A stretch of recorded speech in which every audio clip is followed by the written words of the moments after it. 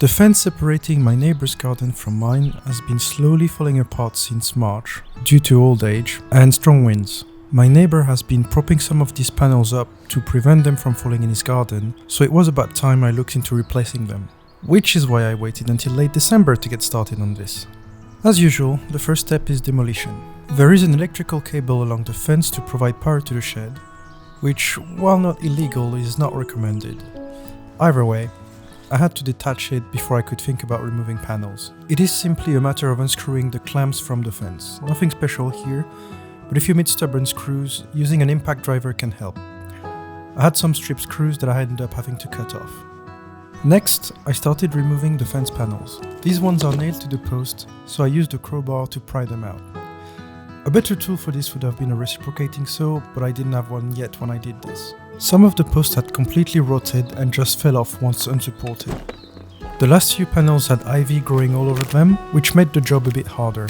I removed the bulk with a hedge trimmer and left the rest to future Cedric, as I wasn't sure how I was going to deal with the rest of the ivy and needed to consult my neighbor first. With almost all the panels gone, it was time to remove the fence posts. As most of the internet recommends, I've used a high lift jack, which makes relatively quick work of this task, especially as I had 17 of these to pull out of the ground. I'll make a separate video about various things I learned using the jack, so make sure to be subscribed if you don't want to miss it. Pulling out the first posts, I first thought they were just planted into the ground, explaining the rotting. Turns out they were in fact set in concrete, as they should have. It just meant that whenever I pulled the post out, I left the concrete behind as the post slipped out of it. When the concrete did come out of the post, you can see that they were completely encased in concrete, which is probably why most of them rotted, as any moisture collected by the post had nowhere to go. In some cases, I could see the bottom of the post when pulling some lumps. Rather than thinking that people who installed the old fence did a crappy job, it is much safer to assume that you left some of the concrete in the ground, as I later discovered at my expense. After discussing with the neighbor, we decided to put the new fence on the boundary line where it belongs. The old one was further in on my side. However, this not only meant removing the concrete posts, but also getting rid of a few tree stumps that would be in the way of the new panels.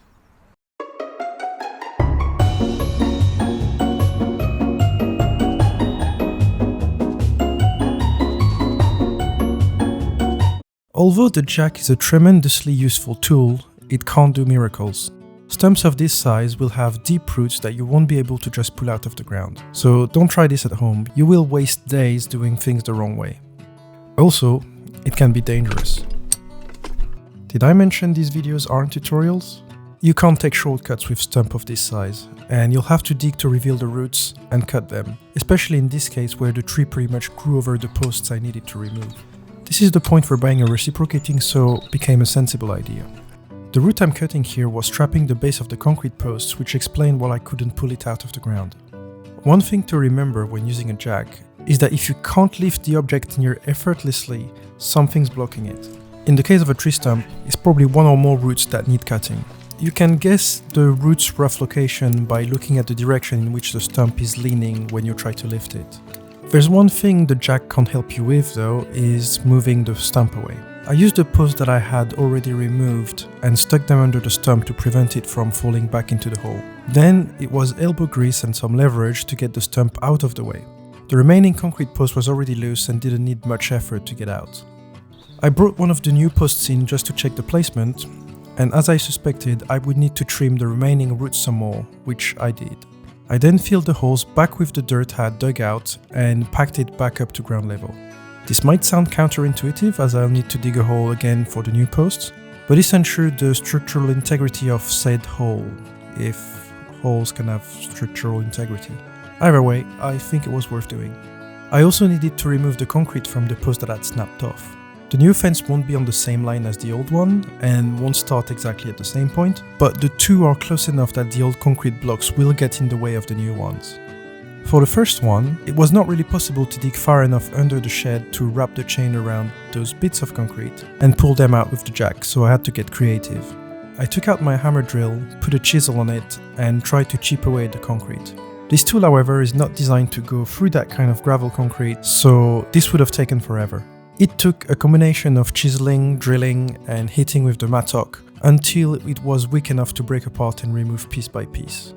Thankfully, that was the only one I had to do this way, and it got easier once I got clear of the shed's pavers. But I still had half a dozen concrete lumps I needed to dig out, which leads to the following piece of advice. If you have a rotted post that is still somewhat standing, don't snap it off by hand. It's probably going to break when you lift it with the jack, but A, it might not, and B, even if it does, it might last long enough to loosen the concrete base, which should make its subsequent removal significantly easier.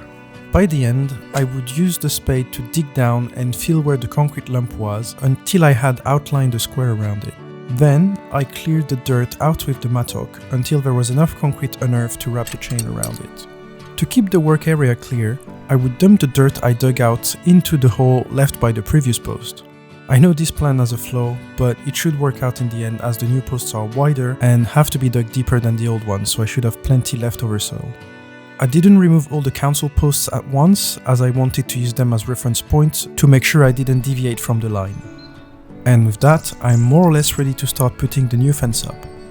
This took a number of days because I had the brilliant idea of doing this work during the short days of December, had to work around the rain, and wasted a lot of time not dealing with the tree stump the correct way. In the next video, I will show you how I put the new fence up. Bye!